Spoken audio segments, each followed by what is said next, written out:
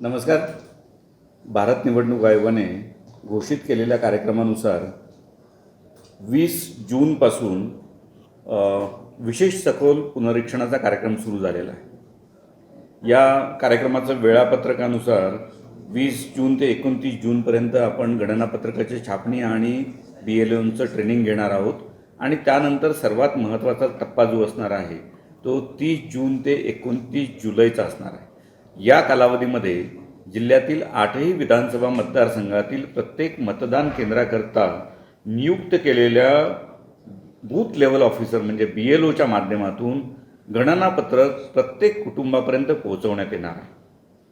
BLO कुटुंबामध्ये आल्यानंतर कुटुंबातील सर्व मतदारांची माहिती प्रत्येक मतदाराकरिता असलेल्या स्वतंत्र गणनापत्रकामध्ये नोंदवणार आहे.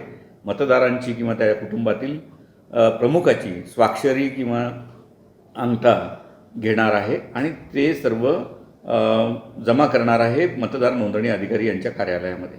आणि त्यानंतर त्या सर्वांपासून एक मतदार यादी तयार होईल जी प्रारूप मतदार यादी असेल आणि प्रारूप मतदार यादीवर सुद्धा त्यानंतरच्या 1 महिन्याच्या कालावधीमध्ये क्लेम्स आणि ऑब्जेक्शन, हरकती आणि दावे स्वीकारले जातील आणि त्यांच्या पडताळणीअंती अंतिम मतदार यादी 7 ऑक्टोबरला प्रसिद्ध करण्यात येणार आहे. मी या माध्यमातून सातारा जिल्ह्यातील 8ही विधानसभा मतदारसंघामधील सर्व नागरिकांना विनंती करतोय, आवाहन करतोय की प्रशासनाच्या वतीने जिल्हा निवडणूक अधिकारी यांच्या वतीनं जे बूथ लेवल ऑफिसर आपल्या घरी येणार आहेत ते आपल्या नावाचा समावेश मतदार यादीमध्ये करण्यासाठी येत असल्यामुळे मागत असलेली माहिती आपण निश्चितपणे पुरवली पाहिजे. मतदार यादीमध्ये नाव नोंदविण्यासाठी त्यांनी दिलेल्या गणनापत्रकावर, घोषणापत्रावर आपली स्वाक्षरी केली पाहिजे, आपला लेटेस्ट फोटो जमा केला पाहिजे आणि इतर सर्व तपशील भरला पाहिजे.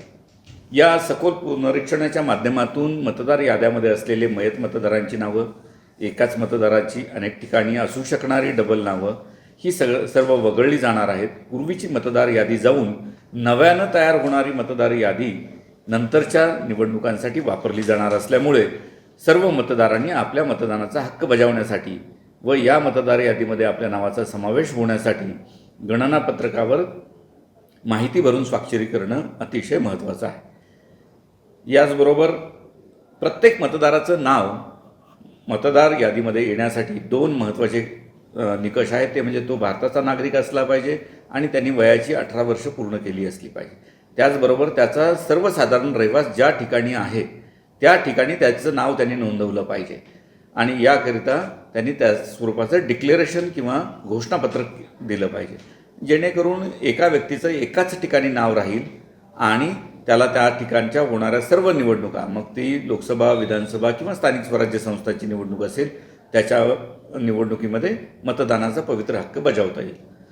मी पुन्हा एकदा विनंती करतो की सातारा जिल्ह्यातील सर्व पात्र नागरिकांनी मतदार यादीमध्ये नाव नोंदवण्यासाठी त्यांच्या घरी येणाऱ्या BLOला सहकार्य करावं आणि आपला हक्क बजावण्यासाठी आपल्या या कर्तव्याची पण पूर्तता करावी. धन्यवाद.